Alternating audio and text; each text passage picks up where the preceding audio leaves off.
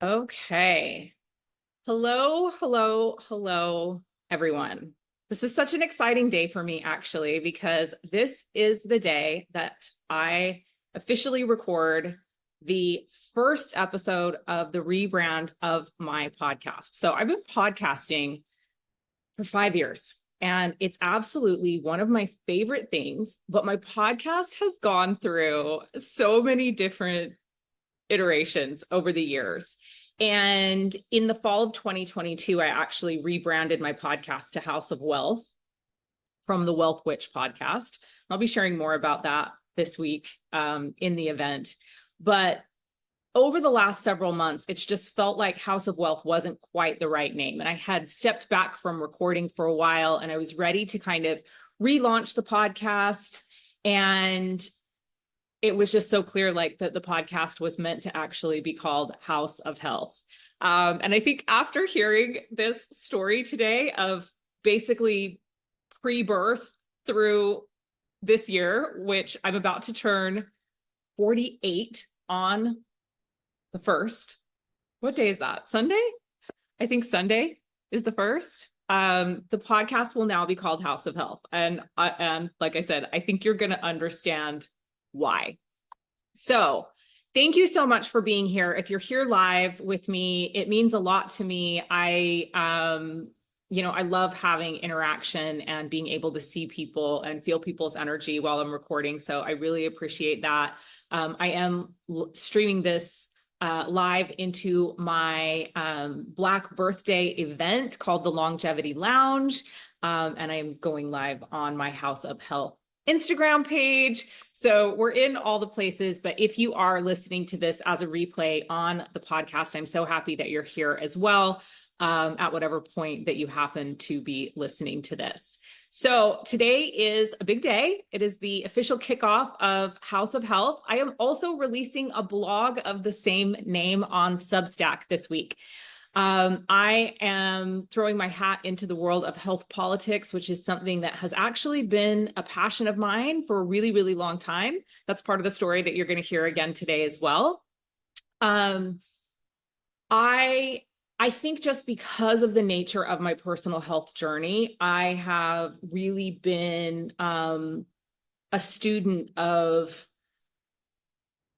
alternative medicine, Eastern medicine, and Western medicine. And I think because I grew up and had so many issues and was sick, and have been dealing with that kind of stuff my whole life, I really wanted better for my children. And so during my first pregnancy, I did a lot of research on pharmaceuticals and vaccines. And so a lot of that first pregnancy really shaped where I am now. So I'm really excited to share this journey with you today.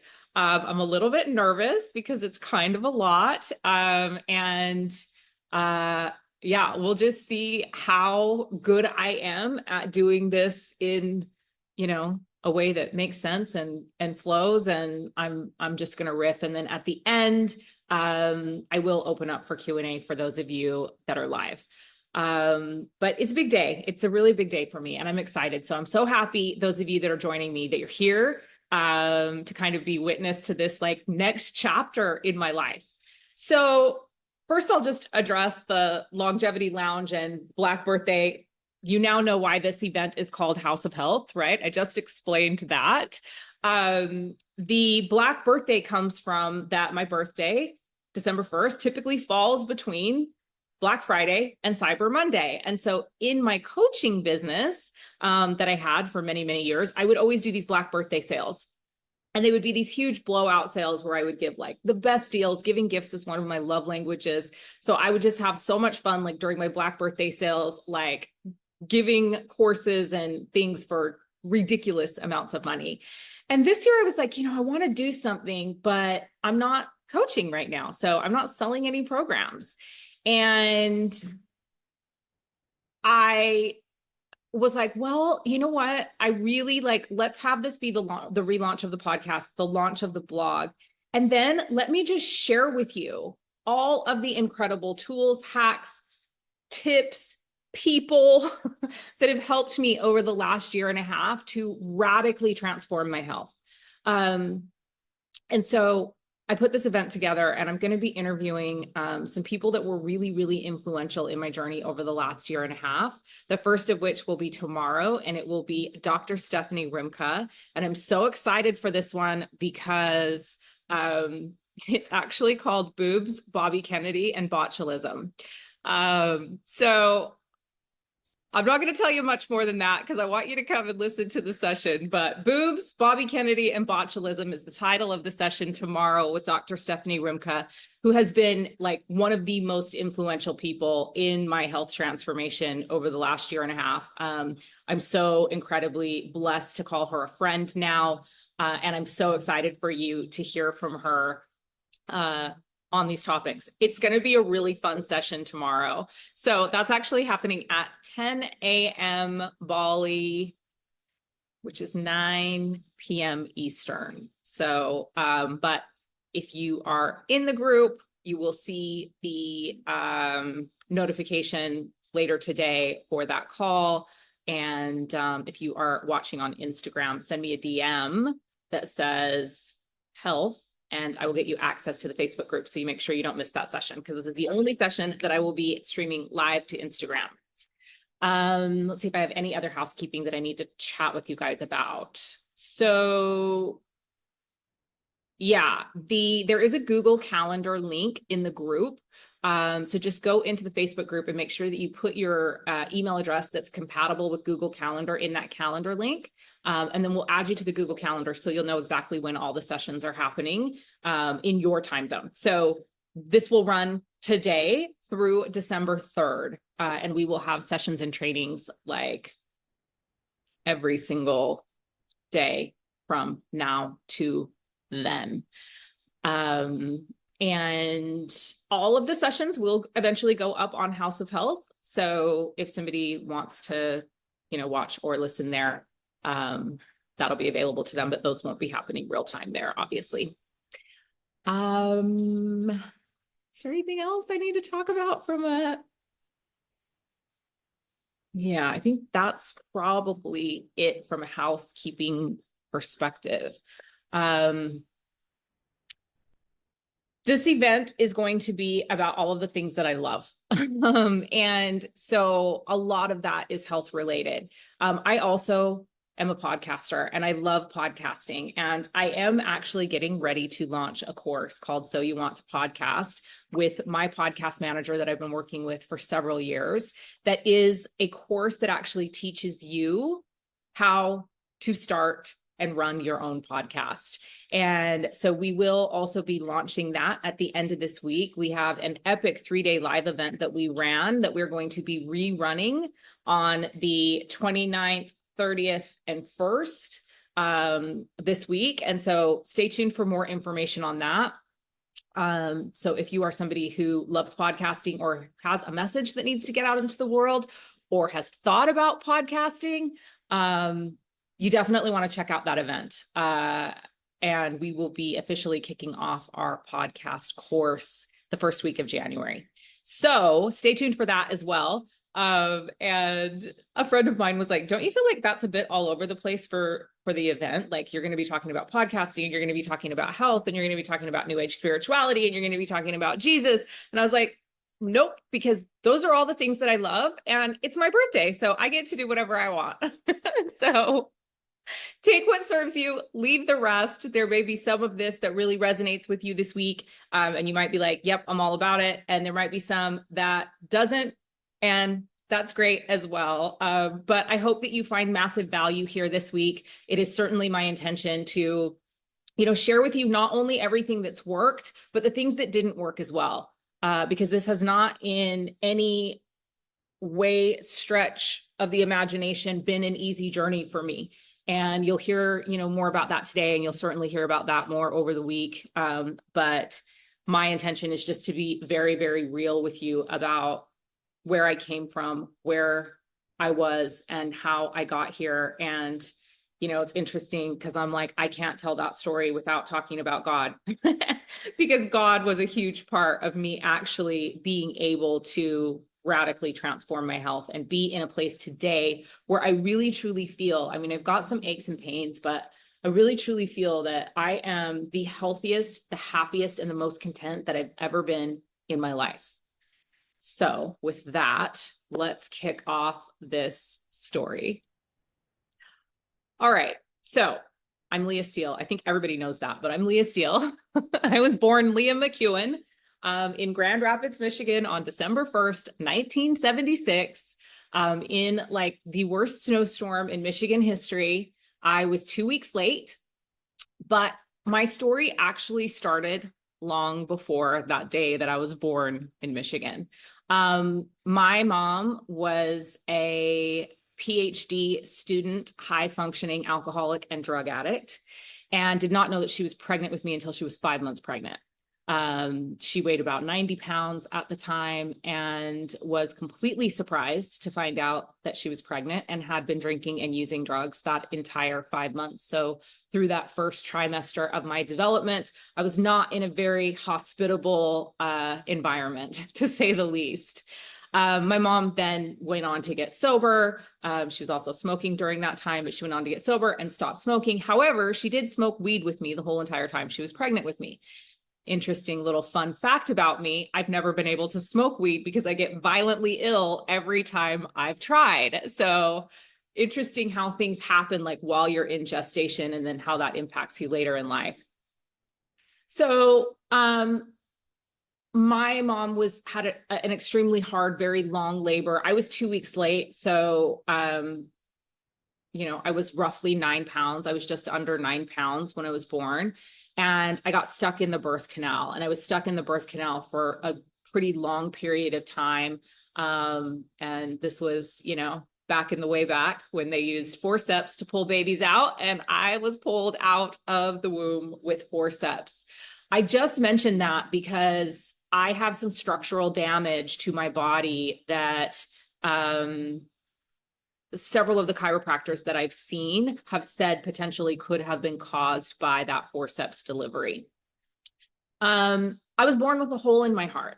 So, not sure why that happens. And lots of babies are born with the hole in the heart, but it is, very possible that the drug use, the smoking, the non-hospitable womb environment for the first 5 months of my gestation led to me having that hole in my heart. And so that for me was, it ended up closing on its own. So I didn't have to have surgery, but I have a lot of I don't have a lot of childhood memories, but some of the ones that I do are, in the hospital because I was always having to go in and get checked and monitored because of this hole in my heart. So I was vaccinated. I was bottle fed. All those beautiful things that we did with our kids in the 70s, right? And I had a ton of respiratory illness as a child, including strep throat. And that was just always that was how my body manifested sickness, was through respiratory illness. My mom was a smoker, so I grew up around cigarette smoke. It was the 70s. I think everyone was a smoker pretty much in the 70s, certainly in Detroit, Michigan. My parents actually separated when I was 2, and my mom moved back to Idaho. So I moved to Idaho from Michigan when I was 2 years old. And my mom was an alcoholic and a drug addict until I was 6 years old. And so there were a lot of very, very traumatic experiences that I personally experienced as a child. I'm actually not going to go into that stuff on this live stream, but just know that, up until the point that I was 6 years old, I experienced things that no 6-year-old should ever experience. The reason that I share that part is that we know that trauma gets stored in the body, right? We know that the things that happen to us in childhood stay with us. The body keeps score, as Louise Hay would say, right? And while I'm not all gung-ho New Age spirituality anymore, I absolutely believe that that is the truth. Our bodies are incredible vehicles of manifestation, and they manifest the good, the bad, and the ugly, okay? And they store that trauma as a protection mechanism because it helps us to react later in life as we're going through other traumatic situations. So I'll just say that there was a fair amount of trauma experienced up until the point that I was about 6 years old, when my mom got sober. And my mom got sober at 6, and she straight away went into working in addiction treatment. So I grew up from 6 years old in addiction treatment facilities. My mother is one of the most smart, most brilliant women I've ever met in my life. She is highly intelligent, and as a result, very quickly, moved up and went back to school. She was a speech and language pathologist, so she had a lot of clinical experience working with people, and she just had a passion. She's always been in the helping profession. She had a passion for helping people. And so she ultimately did end up going back and getting her master's in social work and became a globally renowned addiction treatment therapist. So I grew up in treatment centers. I grew up around addicts and alcoholics and in the rooms of Alcoholics Anonymous. My mom went to meetings every single day. She was sponsoring up to like 30 people. And so I always had addicts and recovering addicts and alcoholics in my home. And most days of the week in my childhood, you could find me on the floor of an Alano club doing my homework or reading a book. So I grew up in 12-step meetings. And I think that, that for better or worse, also anchored in me this desire to help people. And to see people recover and to see people be happy. That was a bit of a tangent. So lots of respiratory illness as a child. So basically I was on antibiotics my whole life because I was always having these respiratory illnesses or pulmonary things going on. So antibiotics and steroids became a part of my life really early on. And we know now what that does in somebody's system when it's just used over and over and over again. Well, it got to the point that when I was 12 years old, I had strep throat 12 times in 12 months and was put on a course of antibiotics 11 of those 12 times. And on the 12th time, and it was literally like every time, well, we'll take your tonsils out, but we've got to get you over the strep throat in order to take the tonsils out. And then by the time it was time to take the tonsils out, I had strep throat again. And at that point, it was just that it wasn't going away because my body couldn't recover from it because of all of the antibiotics in the system. They weren't doing anything to the strep throat at that point. The 12th cycle of antibiotics landed me in the hospital and I almost died. I had anaphylactic shock to the penicillin, and I came out of that and I still had strep throat, and a doctor in his infinite genius put me on Ceclor, which is in the penicillin family, and I had another more severe allergic reaction to that. I developed wheals. I don't know if you've seen these hives. They're called wheals. They're about this big and they're flat in the center. They look like a donut, they look like a wheel. All over my body, inside my throat. My throat started closing. And so that landed me in a situation where it began my histamine issues in my body. And I had to be on steroids for 6 months. And I was on heavy dose antihistamines for 2 years after that to keep my histamine reaction in check.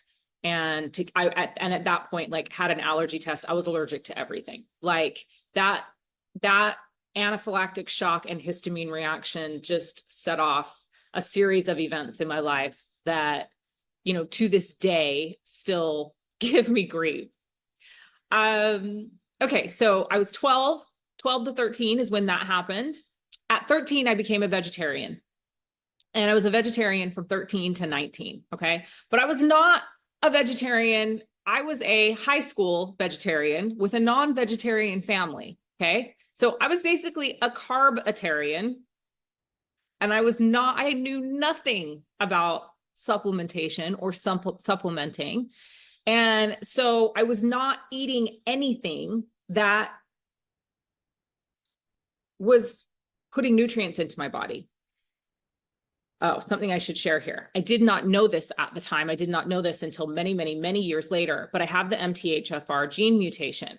So the MTHFR gene mutation, for those of you that aren't aware, impacts and affects your methylation pathways, which is part of the reason why I was having difficulty with the antibiotics. I mean, anybody would have difficulty with that level of antibiotics, but why I had difficulty with the antibiotics when the steroids would get in my system, I couldn't process them out correctly, which led to long-term issues as well.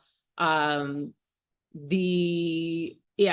methylation pathways, but the other thing that MTHFR does is it makes it so that you don't absorb a certain percentage of the nutrients from your food. Now, I'm very blessed that I have the variant that I absorb 70% of the nutrients from my food. So there's only 30% that I don't absorb. Other people have it the reverse, where they don't absorb 70%. So I do feel incredibly grateful that I have the lesser of the two genetic mutations. But if you think about that for a moment, in those developmental years, after being on all of these antibiotics, being vegetarian, not properly supplementing, and not absorbing nutrients from my food, it was a recipe for physical disaster, essentially. I also went on birth control at 14. So add in that extreme hormone disruption. At 14, I took the pill for a little while, but quickly got convinced by Planned Parenthood to start taking Depo-Provera. And I took Depo-Provera for years.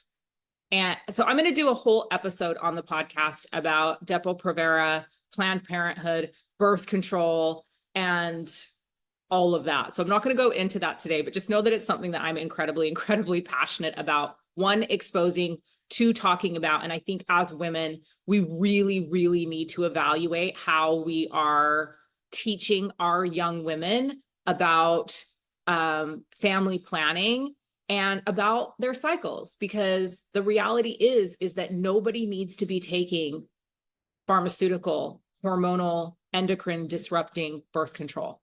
But that's on us. That's on us as parents to start really educating so that women aren't destroying their bodies with these pharmaceuticals. Okay, so around 17 years old, I started having my first inflammation, flare-ups, and structural issues. And it started as just, I was in pain all the time and I couldn't, like, it hurt to touch me. So if you touched me on the arm, it hurt, and lightly. And I was like, what's going on? So my mom, on the heels of my allergic reaction at 12, my mom like dove into the world of Eastern medicine. And so I started having acupuncture at 12. So yes, we were depending upon Western medicine for some things, but I was also seeing like all the acupuncturists and all the cranial sacral therapists and all the like Western medicine people, like starting about 12 years old. So I was exposed to that world very, very early. So I started seeing massage therapists and cranial sacral therapists because my fascia in my body was completely inflamed. Like all of my fascia in my body was so inflamed that like it hurt to touch me. And that's sort of when like my chronic pain started. But, and I don't know if it was because I was so young, but it was like I got used to it. So I started living in pain at 17, but by the time I was 19, it was almost like I didn't recognize that it was pain, if that makes sense. Like I just thought I was fine, I guess is the only way that I could explain it. But if I, but I just had like discomfort that I lived with in my body. So, shortly after high school, I actually stopped being vegetarian, but I, essentially like ate a standard American diet, a sad diet all through my 20s and 30s. Okay. And, at 19, I moved to New York City. I ran nightclubs. I often say that I didn't become an addict or an alcoholic for lack of trying. I drank all the alcohol. I did all the drugs. I lived super, super party, glitz and glamour lifestyle in New York City. Okay. So abused my body basically all through my 20s. And also started the diet train then, right? Started the insecure about the body, trying every single fad diet out there, during that time. So 20s and 30s were a train wreck, essentially. Interestingly enough, I didn't have a lot of health problems during that time. Like that was probably the, and maybe I was just numbing them all with drugs and alcohol. I don't know, but I wasn't experiencing a lot of pain during that time. And I didn't have a lot of flare-ups. My whole life I had respiratory illness. So, I would get really bad sinus infections, really bad strep throat, like 3 or 4 times a year. And so that just was my norm. And I would take a Z-Pack for that. Literally every time I got sick, I would just take a Z-Pack, take the antibiotics, right? The ones that weren't going to cause anaphylactic shock. So I still, at that point, was regularly up to about 4 times a year taking antibiotics, which was clearly destroying my gut and the health of my body. 28, I get pregnant with Josiah, who is my oldest biological son. And massive, massive high risk pregnancy. I had a placental abruption. The placenta I had a hemorrhage in my uterus. The placenta attached to the hemorrhage in my uterus. And I was referred to a doctor. I was living in California at the time. Had moved to California, was living in California. Was referred to a specialist in California. His name's Dr. Paul Crane. He actually has delivered all of the Kardashian babies. He's a very well-known celebrity, OBGYN, and he wouldn't take me on as a client. And so I went into his office and he said, I've been delivering babies for 30 years. I've never seen anyone with this deliver a baby. Come back in 2 weeks. And I'd come back in 2 weeks and he'd do another ultrasound and he'd say, in 30 years, I've never seen anybody with this condition deliver a baby to full term. Come back in 2 weeks. So as you can imagine, I split up with the father of my child at 5 months pregnant. I was under like a crazy amount of stress. There were some personal things going on between his father and I that caused stress, but I was a mess. This whole, the first 5 months of my pregnancy, thinking I was going to lose my baby. And I was sick. Like when I tell you I was sick, I was so sick, you guys. Like I lost 10 pounds in the first 2 months of my pregnancy. I went on to gain 75, but I lost 10 pounds. I was just a mess. And ended up spent the majority of that pregnancy on bed rest. So I was living in California at the time. I was helping to run a celebrity sober living home with my mother. And so I had a lot of really interesting connections. So one of those connections introduced me to a pediatrician. And that pediatrician was he was all the celebrity kids pediatrician, and he was anti-vaccine. And you had to go interview with him. You had to meet him. And so I went and I had the session with him and I just really liked him. And he didn't push an anti-vaccine agenda on me, but he gave me 10 books by 10 different doctors to read. And he said, I think it's really important before you have your baby that you educate yourself. And after reading these books, if you choose not to vaccinate, you can join my practice, is essentially what he said. So this is this pediatrician in Santa Monica, and when I say everybody's kids went there, everybody's kids went there. So it's an interesting dynamic. And even over the years, seeing the people that are pro-vaccine, I know aren't vaccinating their kids because I knew that they were in that practice. So a little bit of interesting dynamics there. But so I had a lot of time on my hands because I was on bed rest. And I just studied. If you guys know me, those of you that know me are probably laughing right now. I'm a researcher. I'm a studier. I want to know all the things about all the things, and I will go down a rabbit hole like nobody's business. Like I will find and uncover things that people have never even seen before. So I spent a large amount of my pregnancy on bed rest researching vaccines. And I made the decision to not vaccinate my son. And I joined the practice of this pediatrician. So my pregnancy went on lots of complications, lots of issues throughout that pregnancy. But I was determined I was going to have a home birth. So I had this beautiful, incredible midwife that was working with me. And after 29 hours of natural childbirth at home, and this was kind of crazy because I'd been having ultrasounds at that point, like every 3 days. Because I still had all these issues in my uterus and with the placenta. And every single issue that you can have in pregnancy, I had in that first pregnancy. And so 2 days before I went into labor, I had an ultrasound and he was in position, he was dropped, like it was ready to go. So when I went into labor, we thought everything was fine. Well, 29 hours later, and I'm like in excruciating pain. They can't figure out why I'm in excruciating pain because I'm only dilated to a 2. My midwife is like, we need to take you to the hospital. Like, we've got to go see what's going on. So we go to the hospital and he had flipped.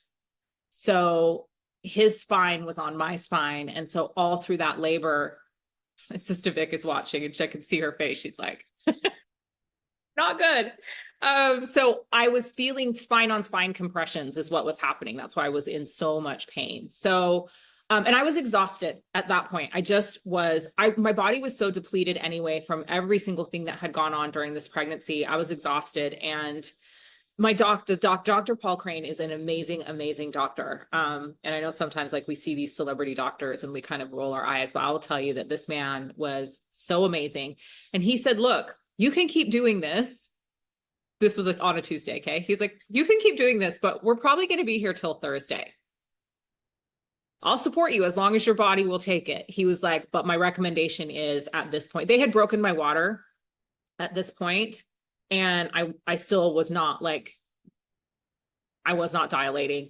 They were like, first he said, let's try some Pitocin. And I was like, okay, I didn't want to do that, but I was like, okay, took the Pitocin. And then Josiah's heart rate it was so traumatic on him too. His heart rate started dipping. And the doctor was like, look, like the only thing I'm really concerned about is the health of the baby at this point. His vitals are a bit all over the place. And so ultimately I chose to have a C-section. And so I went into a C-section after 36 hours in labor. They gave me an epidural. I had a reaction to the epidural. I'm allergic to epinephrine. I did not know that at the time because I had never had an epidural before. So they took him, but I ended up in a state of shock. My body went into a state of shock. And so I had to be in a recovery room for 9 hours and didn't get to see him for 9 hours. Luckily, my mother was there and made sure that they didn't do anything to him. They didn't give him a bath. They didn't shoot him up put vitamin K in his eyes. They didn't put the ointment in his eyes. They didn't shoot him with vitamin K. They didn't give him the Hep B vaccine. They didn't do any of the things that I didn't want them doing to him. Thank goodness my mother was a watchdog over him that whole entire time. So recovery was incredibly difficult. My body was just a mess at that point. The allergic reaction to the epinephrine was really difficult. I stayed in hospital for 4 days and then went home. I had a lot of difficulty nursing. Like it was not the birth experience I wanted. And I think that was probably the first time, even though I had been through all of these health things, that was really probably the first time that I felt like my body failed me. And that point, I think, is when I turned on my body. Like I was like, you failed me. And then instead of living in like harmony with my body, it was like from that moment on, I was out of harmony with my body. I wanted this home birth. I wanted this beautiful experience of delivering my child. And I just felt horrible. I felt awful. And then nursing was difficult and I couldn't nurse. I nursed for 5.5 months, but it was incredibly painful and difficult and horrible the whole entire time.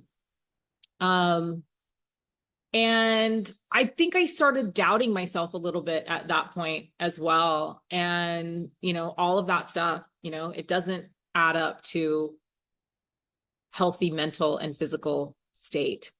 My sciatica pain started during that pregnancy. I also had a 2.5-inch, abdominal diastasis. I didn't know that at the time. That would come to light later, but That diastasis certainly led to the back pain issues, the back issues that I started having. So then I became vegan again. Then I became, vegan for the first time. I'd been vegetarian before. Then I became vegan, and had about 4 years of feeling pretty good. Like, had a little bit of difficulty getting the pregnancy weight off. Again, I gained 75 pounds, so it was a lot. Like, had a little bit of difficulty getting back down. It took about 2 years to really get like back down to where I was before. Then at 32, I had a massive allergic reaction to a very, very popular, very, very expensive skincare brand. And I started getting these dry patches on my face. Went to like 10 dermatologists. They couldn't figure out what it was. And they put me on, I mean, like, these patches were so bad and so itchy. They put me on steroids again. And so I was on steroids for months. And that was the point that I started, like, so had to start I couldn't use anything. I tried every single organic skincare line there was. Like, I couldn't use anything on my skin. Everything I would put on would give me hives or would create this, like, these dry spots on my face. So I created my own skincare line at that point with all natural ingredients. And I kind of at that point started down my like no tox lifestyle. And started researching again. I like start researching, you know, what all these chemicals are in our cleaning products and in our laundry detergent and in our skincare that are causing these reactions. And so I started making my own laundry detergent and making all my own household cleaners and making my skincare and making my body wash, and like went into this whole like super non-tox lifestyle from probably, at that point, 32 until probably till I moved to Bali. And it was much harder to get the things that I needed to make that kind of stuff. But so that sort of started that journey, and, you know, researching and like really starting to understand how the chemicals disrupt the systems of the body. So I started really removing toxins from our home. I had back-to-back car accidents, interestingly enough, on the exact same day, September 20th, when I was 33, car accident. September 20th, when I was 34, car accident. Got hit both times, and really was in a lot of pain after the first accident, and started seeing a chiropractor. And that was the first time. Oh, I guess I didn't mention, I have scoliosis. I had scoliosis. So I knew that from like the elementary school testing that you did, you know, like I knew I had scoliosis in my upper back. But I went to see this chiropractor, and they were like, oh, you're a mess. And they started adjusting me, and I started going in for adjustments like 2 or 3 times a week. And I was in so much pain. Like, I would just be crying. And I like all through the week I would be in pain. And so I finally stopped going to the chiropractor because I just couldn't, like, it hurt so bad. And when I stopped going, the pain went away. I mean, I still was having like flare-ups and stuff, but the constant pain went away. And I was like, oh, that's interesting. So the next year I get in a car accident again, go back to the same chiropractor, but I see a different chiropractor in this office. I see the head chiropractor in the office, and he's like, hold on, I want to do another x-ray. And he sends me back in to get an x-ray, and I come out, and he's like, I don't think this is from the accident. I think this is from birth. This structural stuff that we're seeing that we're trying to adjust. And he's like, your head is sitting on your atlas sideways, and you have on one side, you have no disc, like it's completely compressed. So it's bone on one side. He's like, your neck is completely curved the wrong direction. And then you've got this scoliosis in your upper back. He's like, but what we see is that the body will do whatever it needs to do to keep the eyes even on the horizon. So it will adjust the body in a way that the eyes stay level. And he's like, that's what this looks like to me. I think we've been trying to adjust a lifetime structural, like, what's the word I'm looking for? The body had adjusted for its irregularities, and they were trying to adjust it out of me, which is what was causing all the pain. And he was like, so we're not going to treat you like that. We're going to actually go in and just try to adjust the things that we can. But he said, you know, he was basically like, you need to start doing traction. There are all these things that you need to start doing. He's like, if you don't do this, you're going to be in a wheelchair by the time you're 50. He was like, your degeneration in your discs is bad enough that you're going to be in real trouble. And I was having issues with L5 and L4. So my C5 and my C6 and my L5 and my L4 have been my major issues in my back. And so I went for a while, but you know how it is when, like, I don't know, for me, I just feel like always with my health, I've always taken it for granted. Like, that's just the reality of it. And as soon as I start feeling better, I'm like, that's a pain. Like, I was having to drive to a different city to go to this chiropractor. And I was just like, I'm feeling better. I'm going to stop going. Right. Like, and that was always how I'd been. Like, I just took my health for granted. And so I got pregnant again at 36 with Jack, and right out the gate, complications with the pregnancy again. You know, there are women out there that are built to have babies, and bless you, you know, that are like, I love being pregnant. Pregnancy is awesome. I hate being pregnant. Pregnancy is horrible. It was like the worst 2 times of my life, pretty much, like being pregnant. My body, I felt like, was just completely, you know, and at this point, obviously I'd already had one pregnancy that I felt like my body failed me. I think I went into this one so apprehensive. I likely manifested a lot of the issues that I had just because I was so paranoid about it. But I did have real issues in the pregnancy. I had another placental abruption, and just tons and tons of preterm labor stuff, and straight away started getting these hormone headaches. I don't know if you're familiar with pregnancy hormone headaches, but I can tell you that they were, to date, the worst thing that I've experienced in my health. The most painful, like to the point that I had to have my husband take the guns out of the house because I was afraid that I was going to hurt myself. Like, it was bad. It was really, really bad. So go through that pregnancy. Interestingly enough, like Jack, I'm having all this preterm labor, all these issues. So they give Jack steroids while he's in the womb because they're afraid that he's not going to come to term, right? And now I just look back on that and I'm like, oh, what did we do? Like, why did I do that? Like, why did I let them do that? Because he ended up having some issues as a result of that as well. You know, like, the least amount of pharmaceutical intervention, the better, I think, is the main lesson that I've learned through my whole health journey. Like, do it natural as much as you can possibly do it natural. Like, only depend on Western medicine and pharmaceutical intervention when you are in, like, crisis. And a lot of the things that we think are crisis are not crisis.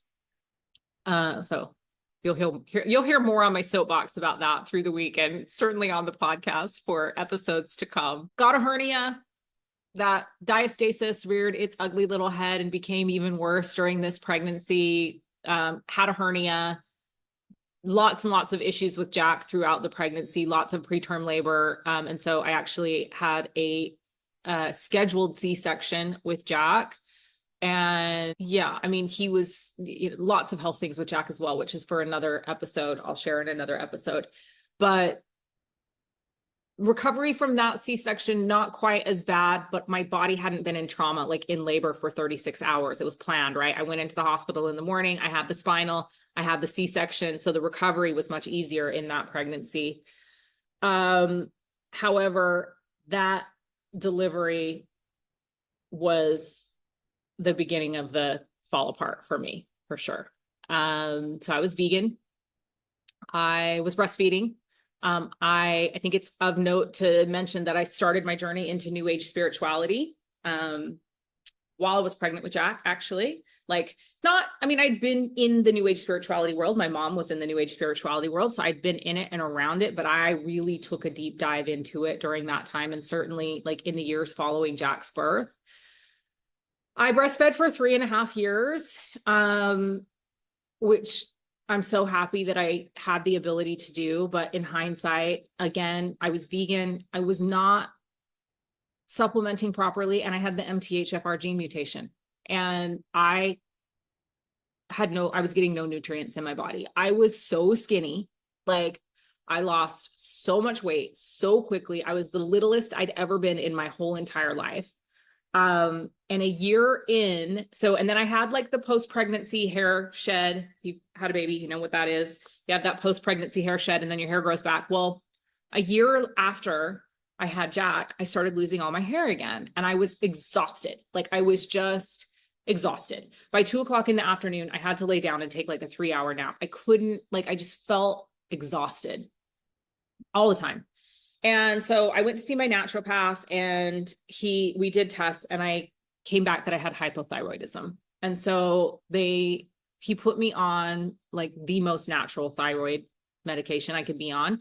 And that worked really well. And it worked really well for about a year. And then my body went into reverse T3 syndrome, which is a thyroid condition. And I just kept vacillating between hypo and reverse T3. And so it was incredibly difficult to medicate it. I developed adhesive capsulitis in both of my shoulders. Adhesive capsulitis, or frozen shoulder, you may know it as frozen shoulder. It's caused by thyroid issues. This is something that's so fascinating to me.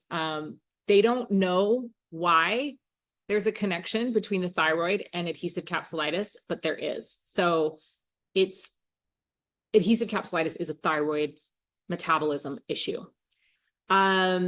So I had adhesive capsulitis in both shoulders. I couldn't raise my arms around above here, either of them. That's incredibly difficult when you have a toddler, by the way, to not be able to have full function of your arms.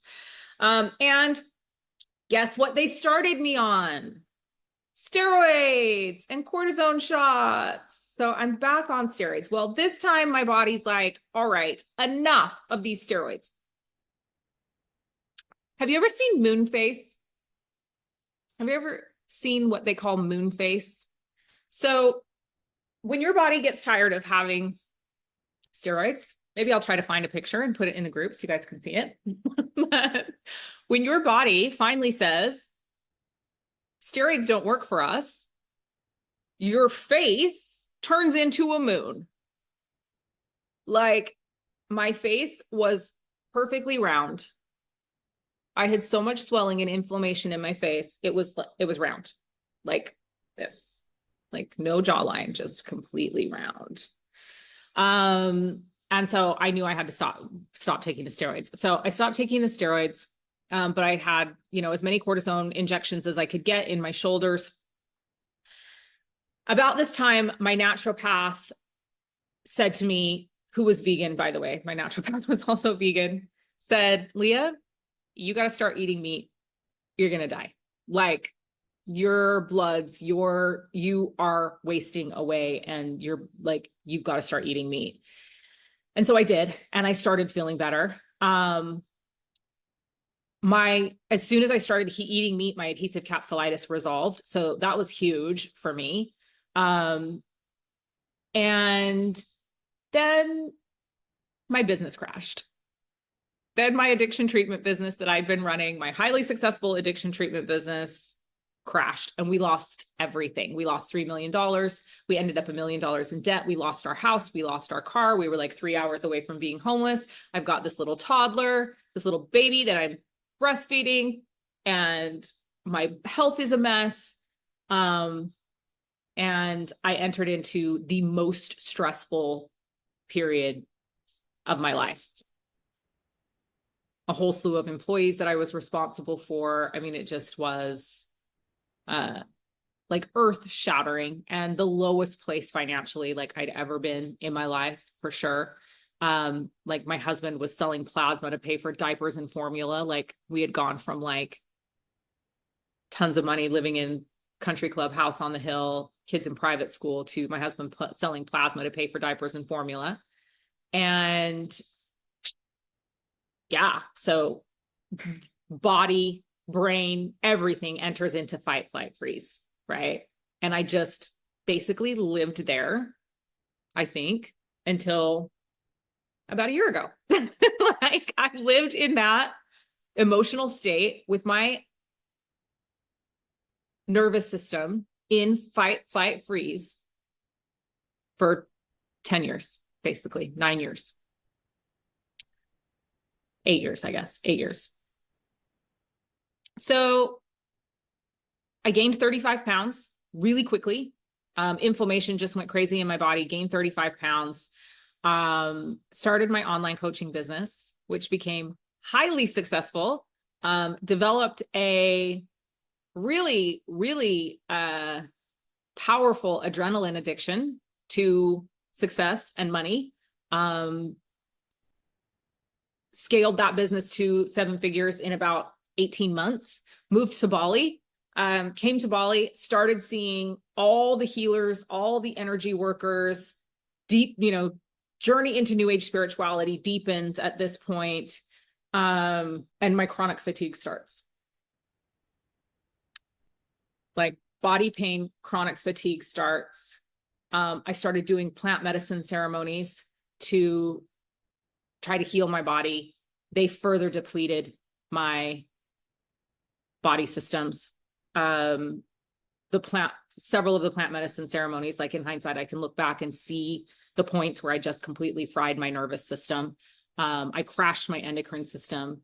My back started going out. So significant and severe back pain started. And then I got mold toxicity. So living in a house that was infested with mold for 7 months, and mold toxicity essentially took every single thing that I'd ever had in my life and times it by 100. I was operating on a 7 to 9, on a scale of 1 to 10 on the pain threshold on a daily basis. I was having 5 to 7 day migraines twice a month that were debilitating.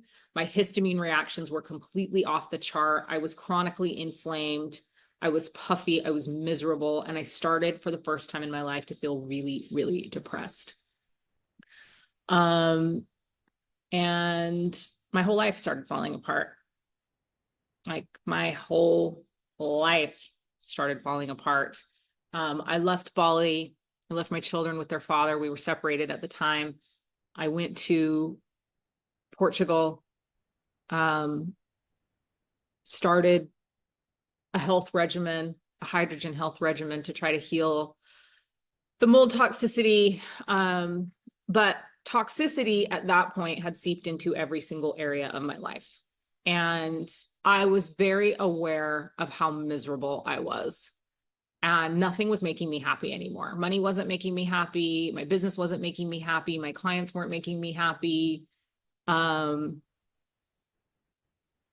I was fat, I was inflamed, and I was miserable, basically.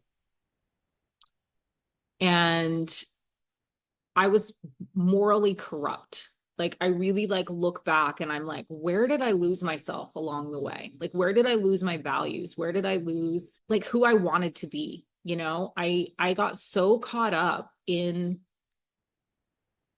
the new age spirituality, online coaching chase for money. And the payoff that I got from that was so big. The reward was so big, but the sacrifice was bigger. And I just didn't realize it.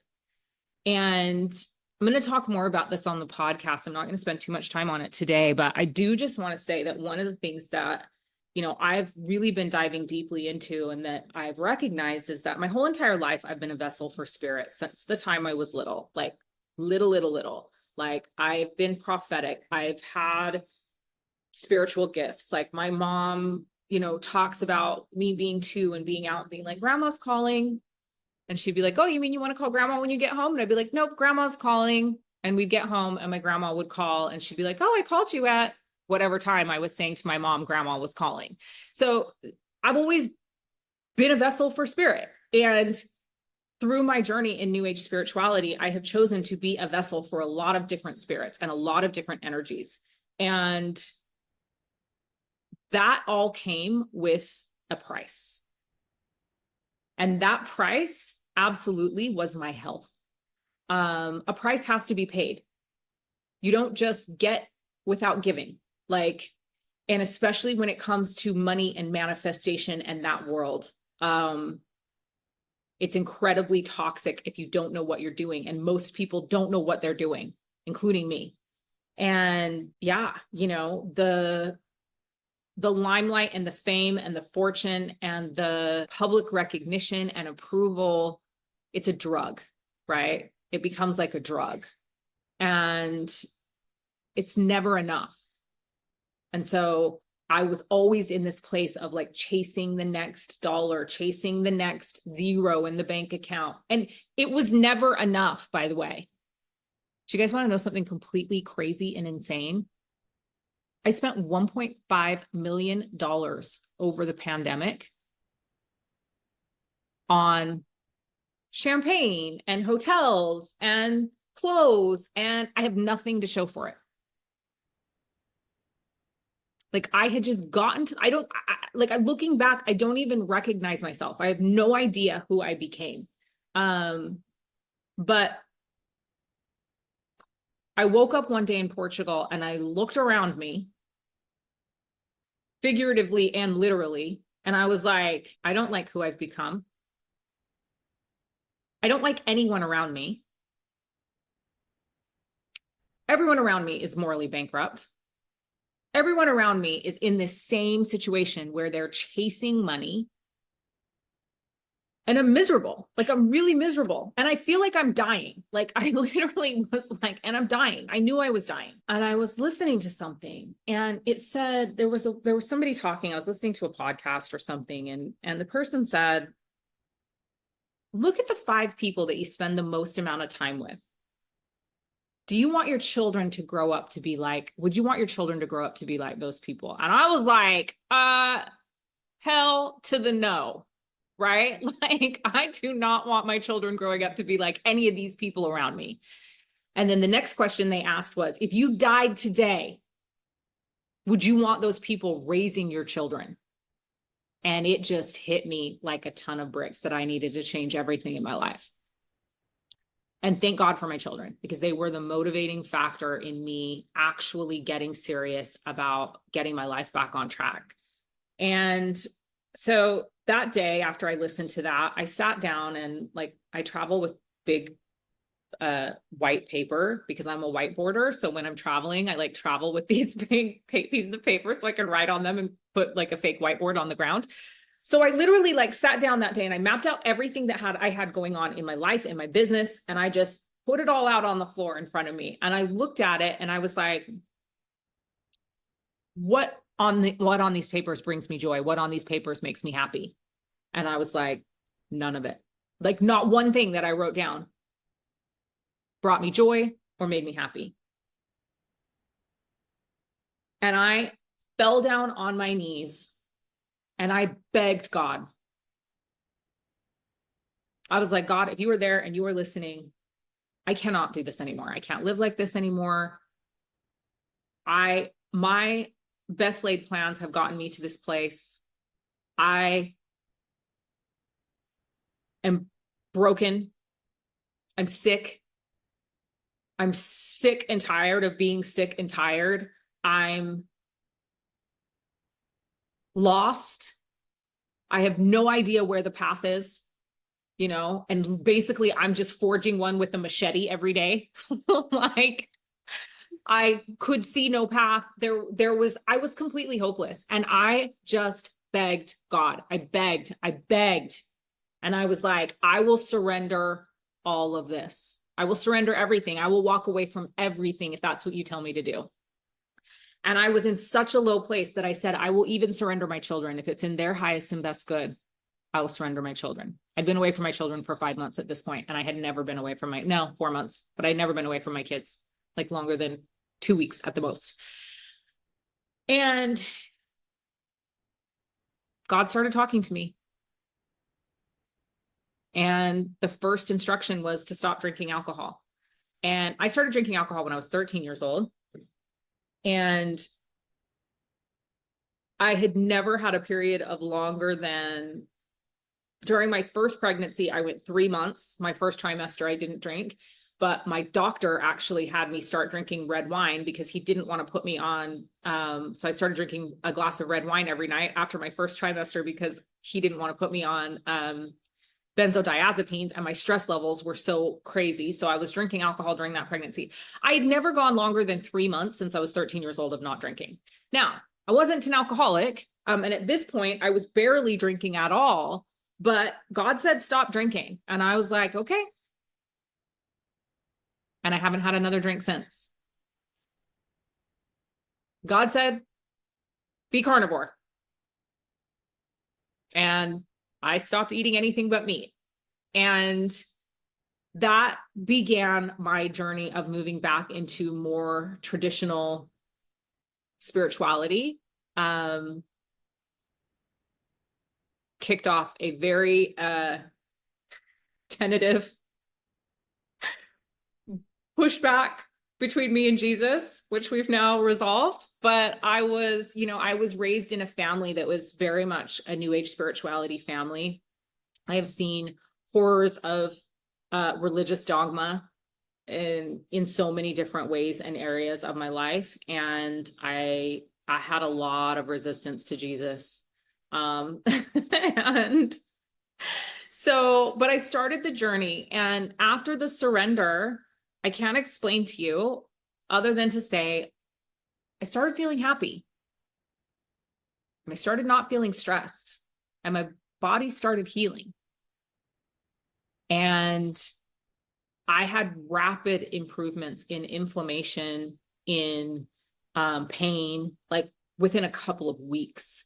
I had lost, I think, 25 kilos within, or 25 pounds. I'd lost 25 pounds within 6 weeks. I get confused, you guys, between kilos and pounds. 25 pounds, I think, within 6 weeks of stopping drinking and transitioning to a carnivore way of eating. But most importantly, like, my mental health stuff started resolving. And that I started like seeing clearly, and I didn't like what I saw. And I have to say that the next 6 months were some of the most painful of my life, not from a physical perspective, but from an emotional perspective. I had been numbing my emotions since I was 13 years old with alcohol. Literally, every time I would start to feel something, in hindsight, I can see it now. Every time I start to feel something, I'd just be like, oh, glass of wine. Didn't have to have 10. One glass of wine takes the edge off. And so I started feeling all these feelings. And interestingly enough, the most uncomfortable feelings weren't anger or rage or frustration or sadness. The most uncomfortable ones were happiness, joy, like stuff that I just had not felt. I had numbed myself with work and alcohol very, very successfully. I am an overachiever. I am a high performance person. Even in the midst of all of that sickness and illness, I was still working more and harder than most people. Like, I think there's going to be people that are going to listen to this or watch this and be like, one, I had no idea. Two, I can't figure out how, because I was still producing content like crazy. I have over 2,000 content videos on YouTube, you guys. Like, I was a content machine. At any given time, I was running 3 courses. Like, in the midst of all of this, in the midst of all of this stuff going on, all of these health things, right? So I was good at numbing everything with alcohol and with work. Work was a big one. So it's been an interesting last year and a half. I completely pulled back from my coaching business. I stopped coaching. I have been so incredibly blessed to have incredible affiliate opportunities that I've been sharing, incredible network marketing companies that I've been working with. And it's enabled me to like stay connected to my community and serve, and while using products that are actually helping me further this health journey. And, you know, I would just say over the last year and a half, this passion for health and longevity developed in me. And in true nature, as soon as I started getting healthy, I started studying all things health, all things longevity, all things food, pharmaceuticals, all the tips, tools, hacks, tricks. Oh, I guess I should also say I started getting Botox when I was 23.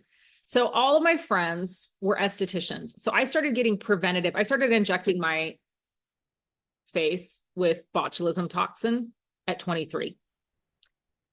Do you know, and if you don't, you're going to hear all about it tomorrow with Dr. Stephanie Rimka, but do you know that botulism toxin, there's a reason why I'm not saying the name brand, because I just don't want this stuff to get flagged and taken down, but botulism toxin does cross the blood-brain barrier, even though they say it doesn't. And do you know that it impacts the empathy center of the brain? It deadens the empathy center of the brain. So on top of all this numbing that I was doing, I was also numbing emotions with botulism toxin 3 to 4 times a year. So I have had no fillers, injectables, botulism toxin in my body for the last 3 years. But I'm definitely still a vain person and I don't want to age gracefully. Like I want to do whatever I can do to be hot, young, fit, you know, hopefully well into my hundreds, the way things are going with the longevity space these days. But I'm obsessed with longevity now, you guys. Like I've learned so much over the last year and a half that I'm so excited to share, from peptides to supplements to skincare to hair care to just different treatments, different things that we can do to lengthen our telomeres, to help repair our mitochondrial DNA. Like I feel like I've got a PhD in mitochondrial DNA at this point with all the studying that I've been doing.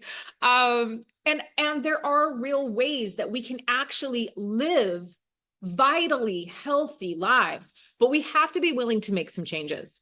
And you know, it's funny because I actually went to church with a friend of mine yesterday who has been on a very similar path. She was actually part of that circle that I looked at and said, everybody here is morally corrupt.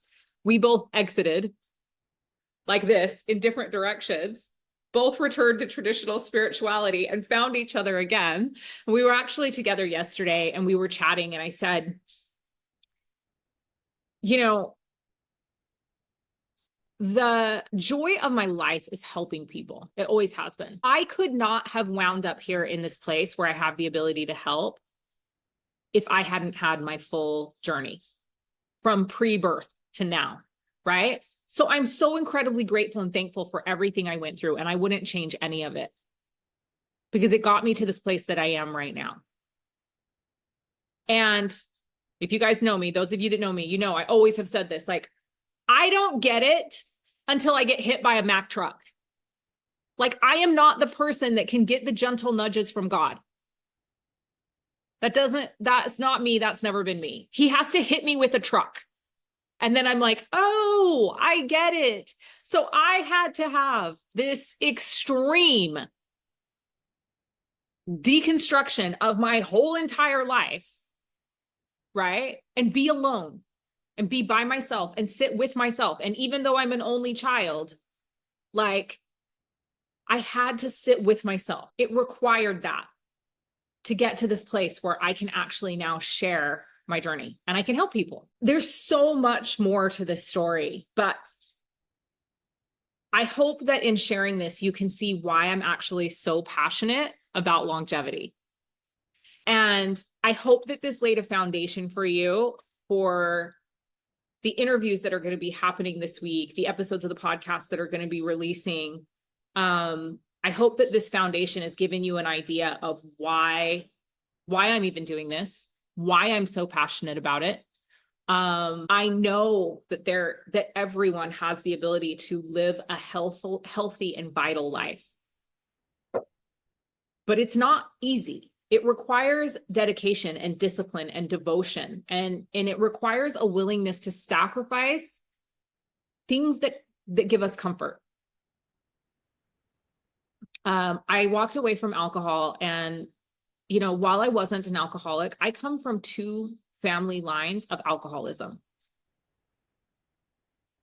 And when I said yes and decided to be obedient and stop drinking alcohol that day, I broke generational patterns. And I can't explain to you what that freedom feels like. It's a lightness that, like, to know, I said, no, I'm not continuing this pattern. Like, that is the breaking of generational curses, right? It is making a choice to say no to something that's been poisoning your family for generations, and to be willing to actually look at the research about certain things. And this is the thing that, like, I'm passionate about, that I see a lot of people put their head in the sand over and won't do. If women over 35 did the research on alcohol, they would never touch another drop of it again in their life. If you knew what it did to your body, if you knew what it did to your endocrine system, if you knew what it did to your brain, if you knew the risks associated with it, with you developing dementia or Alzheimer's, you would never touch another drop again.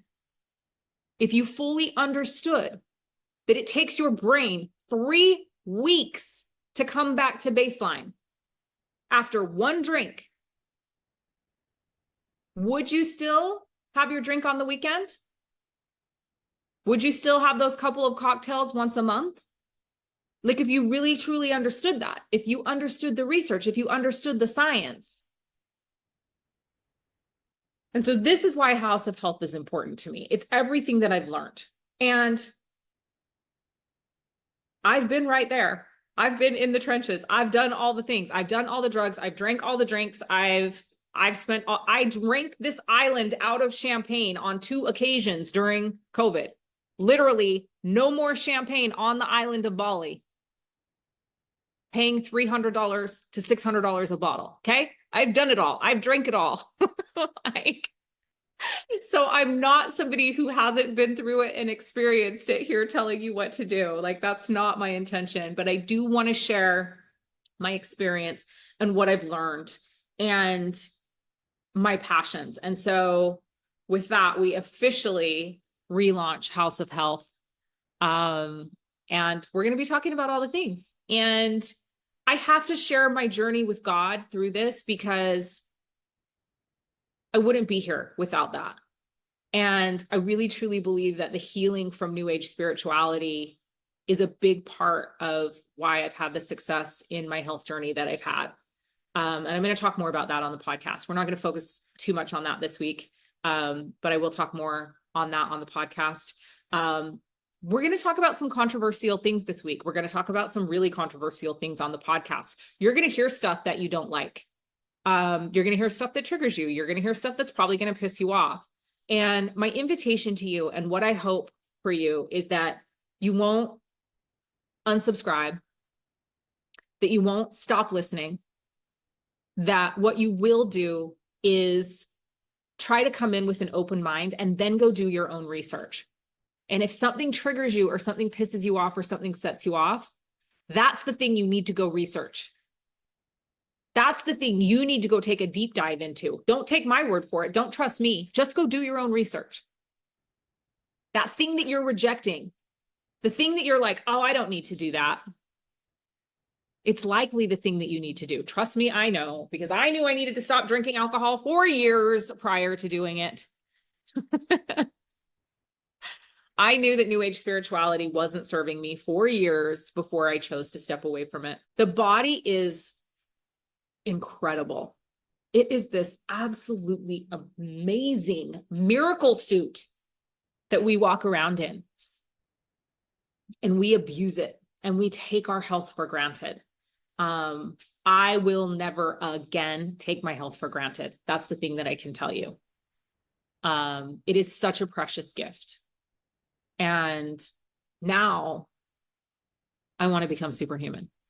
Like, now I want to see just how miraculous these miracle suits are that God gave us are. And there's so much cool stuff coming down the pipe, you guys, in the world of longevity. but we have a lot of repair work we need to do.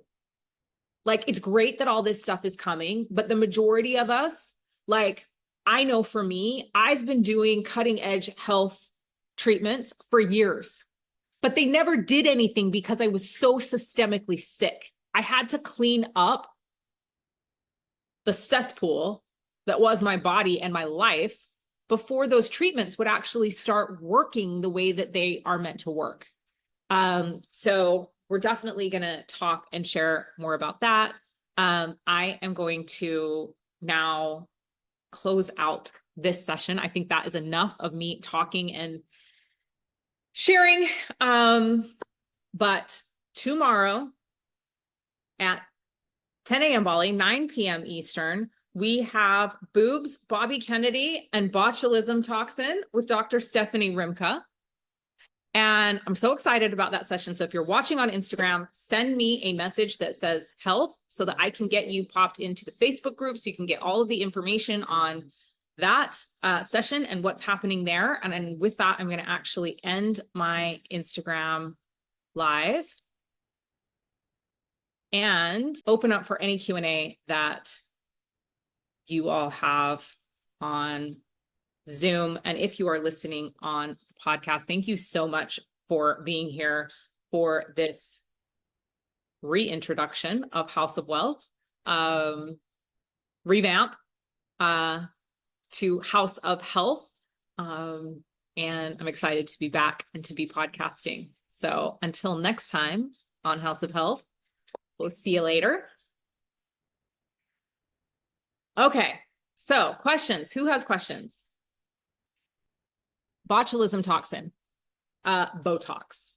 But we are going to be talking about breast plant illness and boob jobs with Dr. Rimka tomorrow. And I have personal questions that I want to ask her about that.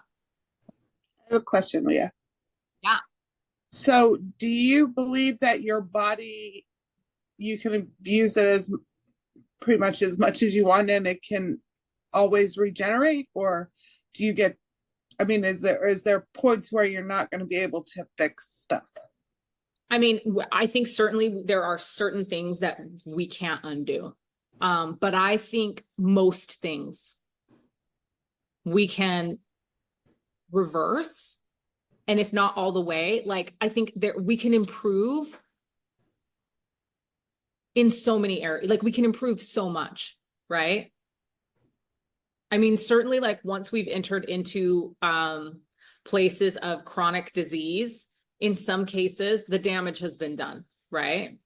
I mean, if you're at the point where you're needing kidney transplants or heart transplants, yeah, you got to have those transplants, right? But there's so much that we can do to repair. So for me, it's a question of, I'd like to know how you cleaned up your body. So for me, it was, I stopped drinking alcohol. I transitioned to a carnivore way of eating, which basically took all the things that was causing the inflammation in my body, deuterium and oxalate overload and histamine reactions. It took all of that out. So sugar, gluten, like everything that my body was having inflammatory response to got removed through the transitioning to the carnivore diet. So I was able to really quickly experience some relief in my symptoms because I got rid of all of the things that were triggering the issues in my body. And then over a period of time of that, not putting those things in, the body actually began to heal. And now I have been supporting with, you know, I work out, I do saunas. Like, we're going to be talking about all of this stuff this week, like all of the tools and the tips and the tricks and the hacks that I've been using since to heal. And I am not all the way healed. Like, I am not all the way healed. In fact, like today I've got pain in my shoulder. I've got pain in my elbow. I've got pain in my hips. Like, I'm still dealing with things. I'm in the process of, reactivating glutathione in my body, and it started to cause some pain, and discomfort because there's still lingering things, I damaged the body over 40 46 years, 46 and a half years. And I've been healing the body for a year and a half. The 46 years of damage doesn't heal in a year and a half. So we also, I think, have to be patient, and know that it takes time. I love that, Apostle Rhonda. I'm just reading comments. Can I jump on? Yes, of course. I'm not going to say a lot, but what I do want to say is I appreciate you for who you are on this platform, to say the things that you said out of your heart of who you are, what you have gone through. And you said it with integrity and with love. And it's your story. And I appreciate that so much, that more women could be honest in spaces like this, to be able to share those things about themselves, but not live in that past and say, I got a lot of work that I got to do, and be honest about it for what it is. I followed you for a very long time. So a lot of what you shared tonight, I have seen from the outside looking in your story, quite a bit of everything of what you said. And I have seen such a beautiful shift and change in you, my friend, my mentor. And I appreciate this so much. And we need to have more of it on the planet with us. And I look forward to all of us, whatever each and every one gets out of this, take it with a grain of heart and with your soul, and move on with it. Don't stay stuck in it and stagnant. And why did she do this? And how come she's doing this now? Just take it for what it is. And we move forward with it in love and light and unity with anything and everything we do, knowing life is not linear. You already said it. It took a lot of years to get to where you got. It took a lot of years for me to get, for all of us. We can all put a spin on everything that you talked about, knowing someone, being a part of it. You know what I'm saying? We're all having this human experience, and these beautiful souls that we have. So enough respect, sister. I appreciate this. And I look forward to more. I love you. Thank you. Mm-hmm. How do you know where to start? Well, I hope that that's what this week is going to give you. I hope that through, listening to the interviews and hearing my story and being presented with some of the tools that we're going to present to you this week, that you really start to get an idea of where to start for you. Because I love what Sister Vic said, all I can share with you is my story. Nobody else on this call has that story, right? Nobody else has your story. We are all so individual, and different things work for different people. For some people, it's going to be a carnivore diet. For some people, it's going to be a vegan diet, right? Some people have the MTHFR gene mutation. Some don't. Some have other genetic mutations. Some have other physical health disorders. So we have to each look at things from an individual basis. And I really, truly believe that my relationship with God is the most important thing in my health journey, because that's what helps me determine what to do next. And the beauty of me stepping back into traditional spirituality for me is that I don't feel like I have to figure it all out on my own anymore. New Age spirituality is very much about the you. I have to do everything. I have to carry everything. And it's been a beautiful gift for me to be able to release that responsibility and know that God's got me. And as long as I'm cultivating that connection with God, I'm going to get the answers that I need about what's next for me. And as long as I stay surrendered on my path, then I get guided to the most beautiful things. My life has been the most beautiful unfolding in the last year. I can't even express to you the incredible people that have been brought into my life, that Sister Vic's brought into my life. It's a gift. It has been such a gift. So hopefully this week will be helpful in you figuring out where to start.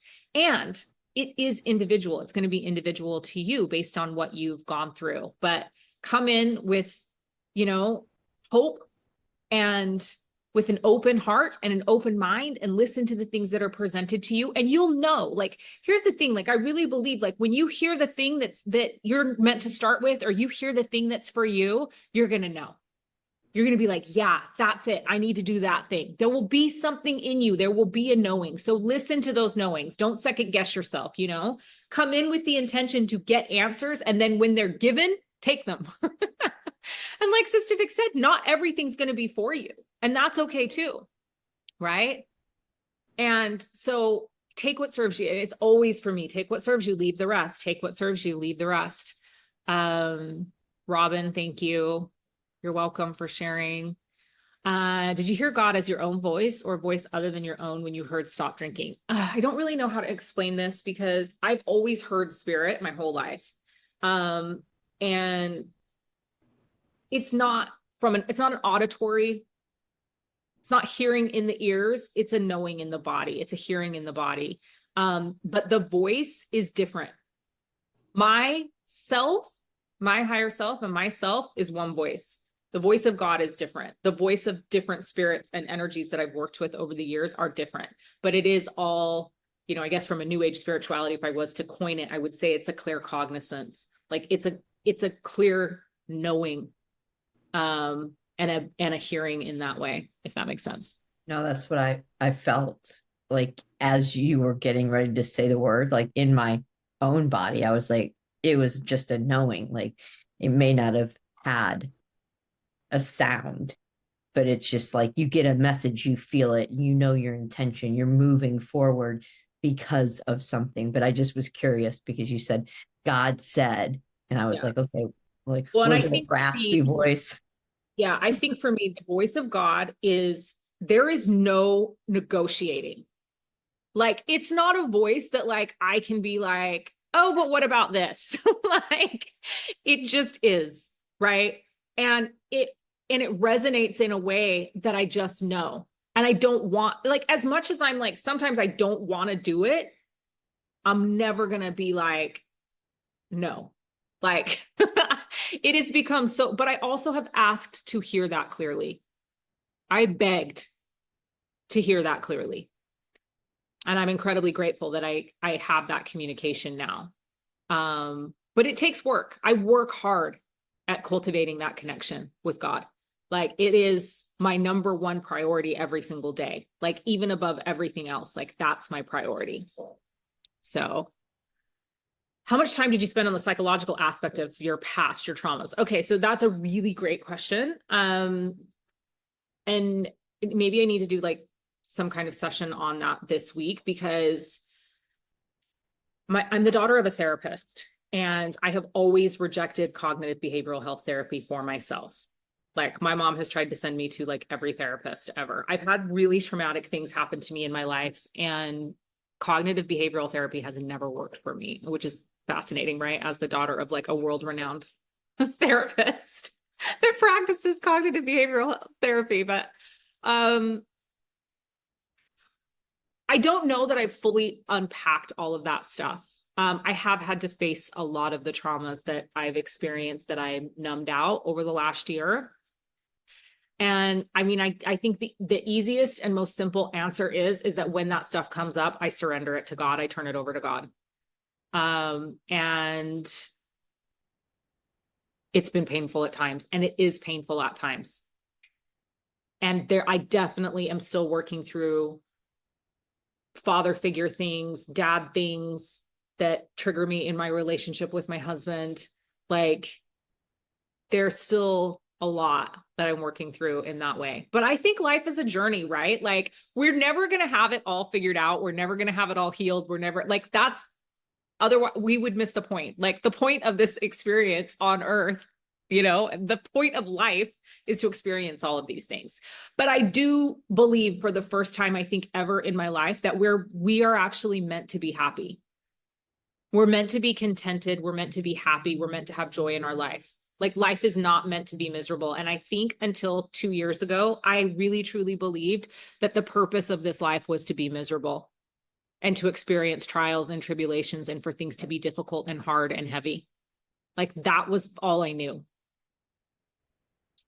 And I don't believe that anymore. So thank you for being here and hearing this story. Thank you for being part of this group. I'm so excited for this week. It's going to be amazing.